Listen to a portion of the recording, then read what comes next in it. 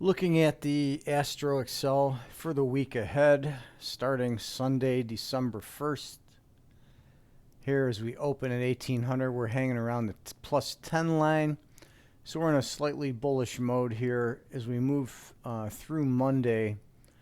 We're bullish, and then we turn down after the day session closes at 1600. The green line then is pushing down all the way through Tuesday into early Wednesday morning, about 7 a.m., where it bottoms out. Creeps back up to the zero line for the rest of that day, indicating neutral pressure. Then we start getting into bullishness again Thursday and Friday. And then we start to turn down again, actually bullishness Thursday, and we get to Friday a.m. at the 0 hour. We start to turn down all the way through the day session Friday, bottoming out at 1500 right at the zero line, and then up into the close. Got some spikes Monday.